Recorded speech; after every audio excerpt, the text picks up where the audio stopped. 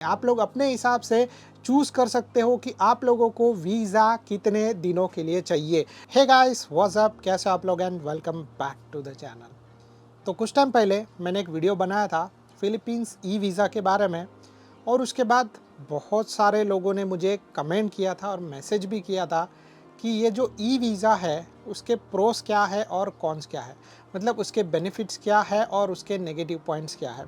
तो आज इस वीडियो में मैं आप लोगों के साथ ये सारी डिटेल शेयर करने वाला हूँ कि pros and cons of Philippines tourist e visa. तो सबसे पहले हम लोग स्टार्ट करते हैं इसके प्रोस के बारे में, यानी कि फिलीपींस टूरिस्ट वीज़ा के बेनिफिट्स क्या है। तो उसमें से सबसे पहला और सबसे बेस्ट बेनिफिट तो मैं आप लोगों को ये बताऊंगा कि ये आप लोगों के कंफर्ट जोन में अभी आ गया, यानी कि आप लोग आराम से घर पे बैठे बैठे ऑनलाइन इजीली जो है वो ये वीज़ा को अप्लाई कर सकते हो। तो जिसकी वजह से मतलब पहले जैसा आप लोगों को एम्बेसी में जाना है, फिर उसके बाद आप लोगों को वहाँ पे डॉक्यूमेंट सबमिट करने हैं, फिर वो सारा जो झमेला था वो अभी कम हो गया। तो आप लोग आराम से जो है वो डॉक्यूमेंट्स तो आप लोगों को कलेक्ट करने ही पड़ेंगे, बट डॉक्यूमेंट्स आप लोग जो है वो आराम से अपने कंफर्ट जोन में सारे डॉक्यूमेंट्स बना सकते हो और उसके बाद सारे डॉक्यूमेंट्स ऑनलाइन अपलोड कर सकते हो और सारा रिजल्ट भी आप लोगों को ऑनलाइन ही मिल जाएगा। तो आप लोगों को अभी के लिए कहीं पर जाने का ज़रूरत नहीं, सिर्फ मतलब बोल सकते हैं कि 1000 में से 1 या 2 केसेस ऐसे हो सकते हैं जिनको एम्बेसी पर्सनल इंटरव्यू के लिए बुलाए, वो भी बहुत ही रेयर केसेस के अंदर। बट अभी तक हम लोगों ने जितने भी वीज़ा अप्लाई किए हैं, चाहे वो मल्टीपल एंट्री वाला हो चाहे सिंगल एंट्री वाला हो, उसमें अभी तक किसी को भी इंटरव्यू के लिए बुलाया नहीं गया। तो ये आपके कंफर्ट जोन में आ गया है, विच इज़ रियली गुड। दूसरा पॉइंट इसका ये है कि ये बहुत ही ज़्यादा ईजी हो गया, मतलब पहले जितना कॉम्प्लिकेटेड था उसके मुकाबले अभी जो है वो ये प्रोसेस बहुत ही ज़्यादा ईजी हो गया। पहले ऐसा था कि लाइक कुछ चीज़ें आप लोगों को पता होती थी, कुछ चीज़ें आप लोगों को नहीं पता होती थी, बट क्योंकि अभी से ये ऑनलाइन हो गया है तो सारा चीज़ ईजी हो गया। आप लोगों को सारी डिटेल्स वहीं पे वेबसाइट पे मिल जाएगी, आप लोग आराम से सारा चीज़ सही तरीके से पढ़ने के बाद इसको अप्लाई कर सकते हो। इसके बाद तीसरी चीज़ के बारे में बात करें तो इसमें एक और चीज़ का एडवांटेज आ गया है कि इसका जो अप्रूवल चांसेस है वो और भी ज़्यादा बढ़ गया है। इसका जो रीज़न है वो मैं आप लोगों को थोड़ा टाइम बाद बताता हूँ, बट जो चीज़ है कि पहले जितने अप्रूवल्स आते थे उसके मुकाबले अभी ई वीज़ा के जो अप्रूवल्स है उसके चांसेस आप लोगों के लिए बढ़ गए, चाहे आप लोगों के पास फ्रेश पासपोर्ट हो या फिर चाहे आप लोगों ने ऑलरेडी इसके पहले फिलीपींस ट्रैवल किया हो। अभी जो आपका ये फिलीपींस ई वीज़ा है इसके अप्रूवल के चांसेस बहुत ही ज़्यादा हद तक बढ़ गए हैं। अभी इसके बाद चौथी चीज़ के बारे में बात करें तो इसका एक और एडवांटेज ये है कि नो इंटरव्यू। मतलब पहले कैसा होता था कि अगर आप लोगों को फिलीपींस वीज़ा चाहिए तो सारे डॉक्यूमेंट्स आप लोगों को अरेंज करने हैं, फिर फिलीपींस के एम्बेसी में जाना है, फिर वहाँ पे जाने के बाद सारे डॉक्यूमेंट सबमिट करने हैं, फिर उसके बाद आप लोगों का इंटरव्यू होगा और इंटरव्यू में अगर आप लोगों ने वेल परफॉर्म किया तो डेफिनेटली आप लोगों को जो है वो वीज़ा मिलेगा, नहीं तो जो है वो वीज़ा नहीं मिलेगा। बट अभी जो है वो ये सीन टोटली चेंज हो गया है। तो यहाँ पर अभी आप लोगों को कोई भी तरीके का इंटरव्यू देने का ज़रूरत नहीं है। जैसे मैंने पहले आप लोगों को बोला कि आप लोगों को एम्बेसी में जाने का ज़रूरत नहीं है, वैसे ही सेम चीज़ जो है वो आप लोगों को इंटरव्यू भी देने का कोई भी ज़रूरत नहीं है। बट यस, अभी इसके अंदर एक छोटी सी चीज़ ये है कि कुछ रेयर सिनारियो में वो लोग कॉल करते हैं और कुछ रेयर सिनारियो में वो लोग एम्बेसी में बुलाते भी है पर्सनल इंटरव्यू के लिए। बट ये जो सीन है वो ऐसा हो सकता है कि 100 में से 1 या 2 या फिर 1000 में से भी 1 या 2 लोगों को ये इंटरव्यू देना पड़ सकता है। तो सोचो कि मतलब बहुत ही कम चांसेस है।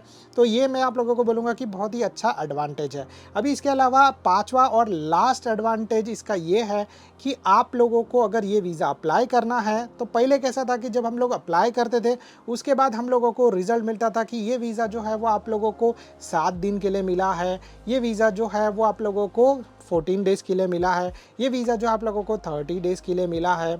बट अभी जो है वो ऐसा कुछ भी नहीं है। आप लोग अपने हिसाब से चूज़ कर सकते हो कि आप लोगों को वीज़ा कितने दिनों के लिए चाहिए। तो ये चीज़ जो है वो ऑनलाइन का सबसे बेस्ट हो गया है और उस हिसाब से जब भी आप अप्लाई करोगे तो डेफिनेटली आप लोगों को उतने दिन का वीज़ा मिल भी जाएगा। सो लाइक जब आप लोग ये वीज़ा अप्लाई करने जाओगे तब आप लोग जो है वो आराम से चूज़ कर सकते हो। फॉर एग्जांपल कि अगर आप लोगों को 7 दिनों तक फिलीपींस में रुकना है तो आप लोग 7 दिन का वीज़ा अप्लाई कर सकते हो। अगर आप लोगों को जो है वो 14 डेज़ तक रुकना है तो डेफिनेटली आप लोग 14 डेज़ का वीज़ा अप्लाई कर सकते हो। अगर आप लोगों को 30 दिन तक फिलीपींस में रुकना है तो आप लोग 30 दिन का वीज़ा अप्लाई कर सकते हो। और अगर आप लोगों को उससे ज़्यादा यानी कि मैक्सिमम अगर आप लोगों को जो है वो 59 डेज़ यानी कि ऑलमोस्ट 2 महीने तक का अगर आप लोगों को वीज़ा चाहिए तो आप लोग ये भी चूज़ कर सकते हो। बट डेफिनेटली इसके अंदर एक और चीज़ है कि आप लोगों लोगों को अपना फ्लाइट टिकट वैसे बुक करना पड़ेगा, नहीं तो जो है वो ऐसा होगा कि आप लोगों का फ्लाइट टिकट है वो 7 दिनों का है और आप लोग जो वीज़ा अप्लाई करने के लिए जा रहे हो वो वीज़ा 59 डेज़ का है। तो इसके अंदर आप लोग समझ सकते हो कि अप्रूवल के चांसेस बहुत कम है और ये क्वेश्चनेबल भी है। तो इसीलिए जो है वो आप लोग जितना भी दिन चाहिए, फॉर एग्जांपल कि अगर आप लोगों को 45 डेज़ फिलीपींस में रुकना है तो आप लोग डेफिनेटली 45 डेज़ का मतलब 59 डेज़ का वीज़ा अप्लाई कर सकते हो और वो ईजिली अप्रूव भी हो जाएगा, जैसे depending on your flight ticket के हिसाब से। अभी हम लोग इसके बाद इसके कॉन्स के बारे में बात करें तो इसके कॉन्स के अंदर से सबसे पहला और सबसे बड़ा नेगेटिव पॉइंट ये है कि आप लोग इस वीज़ा को एक्सटेंड नहीं कर सकते। यस, ये जो है वो बहुत ही बड़ा कॉन है मेरे हिसाब से, बट स्टिल अगर आप लोगों को फिलीपींस में आना है और यहाँ पे विजिट करके रिटर्न जाना है या फिर जो है वो अगर आप लोगों को अपनी गर्लफ्रेंड को मिलना है, so it's well and good, क्योंकि ये वीज़ा मिलना बहुत ज़्यादा ईजी हो गया है। तो इसका एक नेगेटिव पॉइंट ये है कि आप इसको एक्सटेंड नहीं कर सकते। जैसे पहले जो आप लोगों को वीज़ा मिलता था, आप लोग लेने के बाद यहाँ पे आ जाते और यहाँ पे आने के बाद आप लोग आराम से उसको एक्सटेंड कर सकते थे लाइक 6 महीने तक, और अगर आप लोगों की गर्लफ्रेंड या फियोन्से है तो आप लोग उस सिनारियो में 2 साल तक आराम से यहाँ पर एक्सटेंड कर सकते थे। बट जो सिनारियो अभी ऐसा हुआ है कि आप लोग इस वीज़ा को एक्सटेंड नहीं कर सकते। तो जितने भी दिनों का आप लोगों को ये वीज़ा मिला रहेगा आप लोग उतने ही दिन तक यहाँ पर रुक सकते हो।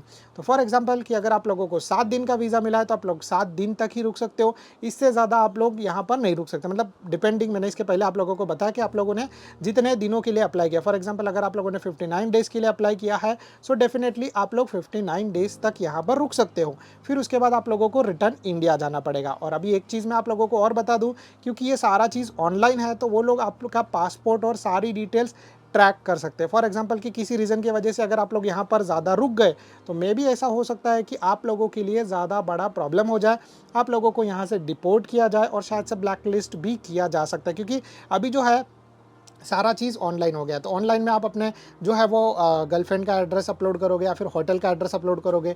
होटल में जब आप लोग चेक इन करोगे तो वहाँ पर डेफिनेटली आप लोगों ने अपना आईडी दिया रहेगा, क्योंकि बिना आईडी के आप लोगों को अंदर एंटर नहीं किया करने दिया जाएगा। और वैसे सिचुएशन में डेफिनेटली वो लोग आप लोगों को ईजिली ढूंढ लेंगे और आप लोगों को फिलीपींस से डिपोर्ट भी कर सकते हैं। तो प्लीज़ बी केयरफुल एंड ऐसा मत करना। आप लोगों को जितने भी दिन का वीज़ा मिला है उतने दिनों के लिए यहाँ पर आओ, रुको और फिर रिटर्न इंडिया चले जाओ। अभी इसका एक और नेगेटिव पॉइंट ये है कि आप इस वीज़ा को कन्वर्ट नहीं कर सकते।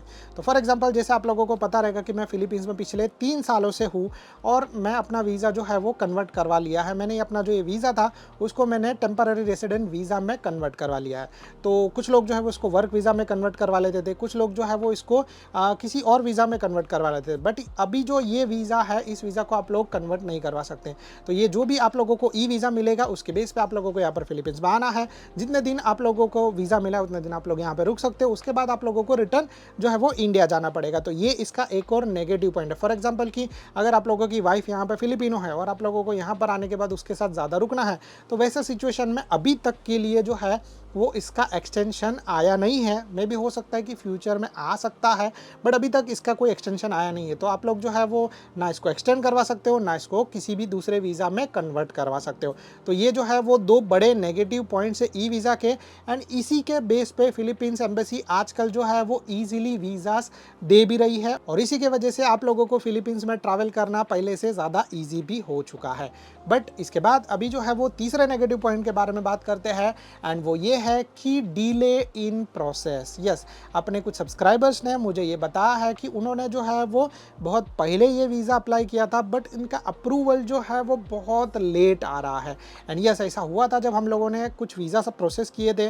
फॉर एग्जांपल कि आप लोग जो है वो आज वीज़ा प्रोसेस करते हो और ये वीज़ा मिलने के लिए आप लोगों को पहले जैसे 7 से 10 दिन का ही टाइम लगता था, बट अभी जो है वो इसका टाइम थोड़ा सा ज़्यादा हो गया है, 15 से 20 दिन या फिर किसी किसी सिनारियों में 1 महीने के बाद भी वीज़ा मिलता है। किसी किसी सिनारियों में ऐसा भी होता है कि कल आप लोगों का फ्लाइट है और आज आप लोगों को वीज़ा मिलेगा। तो ये जो है वो सारा मतलब बहुत ही ज़्यादा स्लो प्रोसेस है। तो अगर आप लोगों को फिलीपींस जाना है तो डेफिनेटली आप लोगों को जल्दी ही वीज़ा अप्लाई करना पड़ेगा। बट इसमें भी एक मैं आप लोगों को एक चीज़ बता दूं कि क्योंकि अभी ये ई वीज़ा है तो आप लोग जो है वो ओनली 30 दिन पहले ही अपना ये वीज़ा अप्लाई कर सकते हो।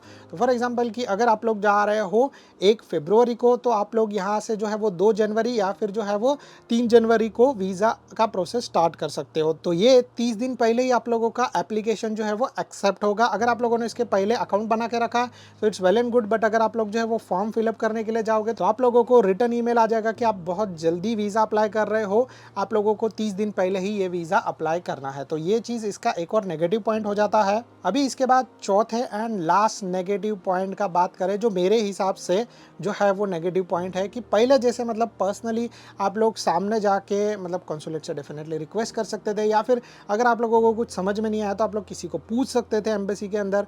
अभी जो है वो वैसा सिस्टम नहीं है। तो अभी जो है वो ये सिस्टम पूरा का पूरा चेंज हो गया है, पूरा का पूरा सीन ऑनलाइन है।